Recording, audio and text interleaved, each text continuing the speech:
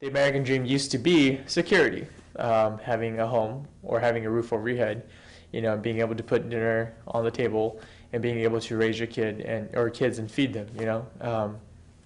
Now our American dream has shifted to becoming, the richest person possible, to be loved by millions of people, to be a famous person, and it's driven by consumerism.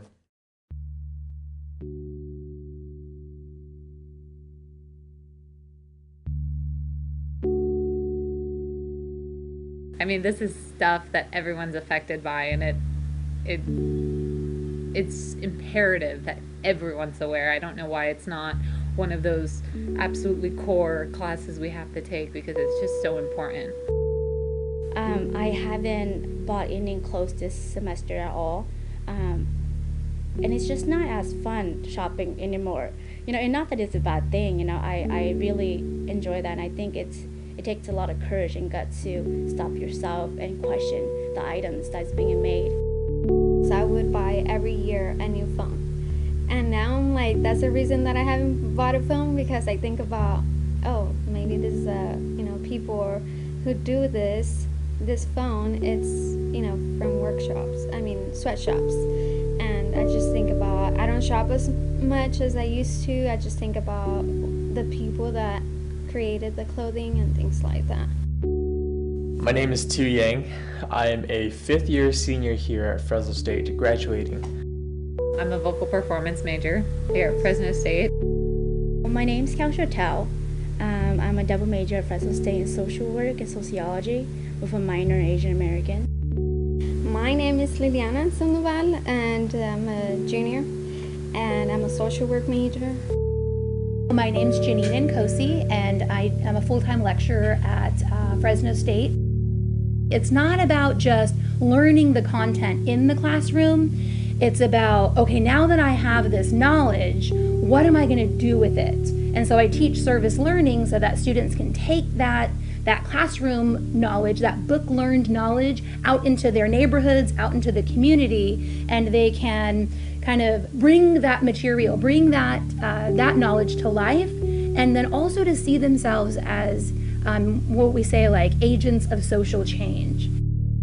The part of the class is that students are doing discussion leadership. So every student is assigned a particular chapter where they become the leader.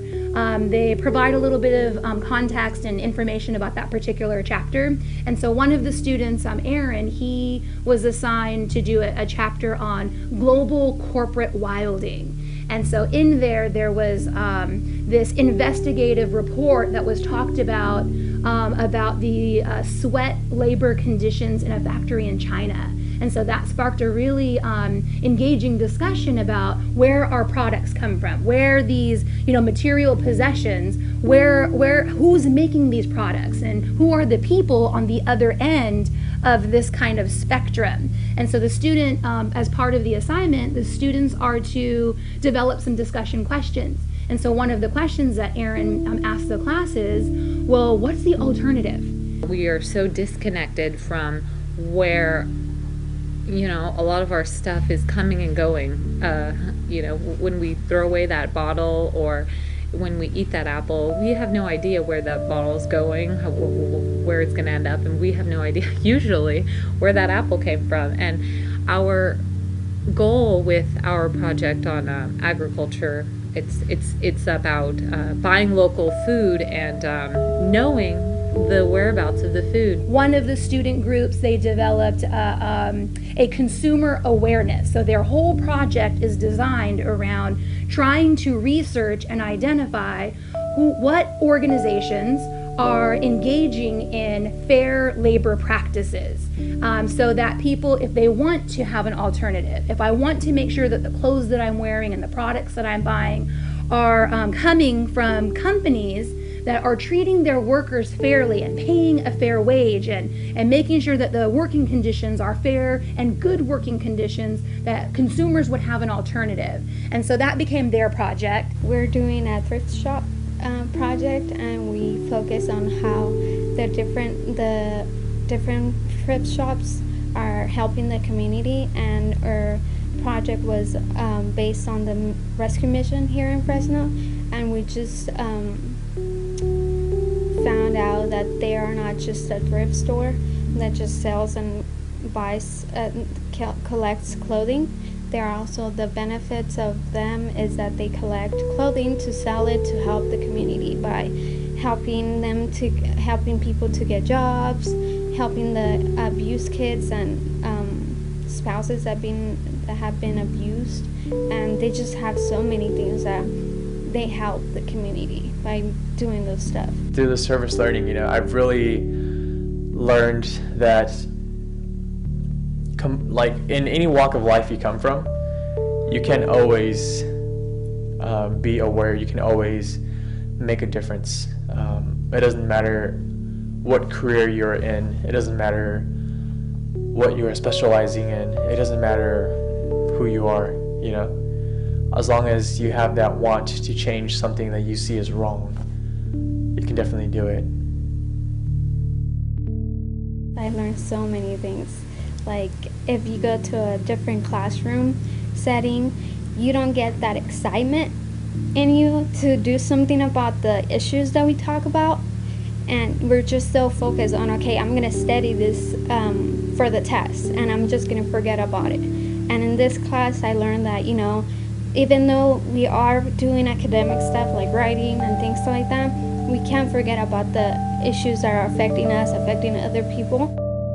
I know for sure now that I want to work in my community.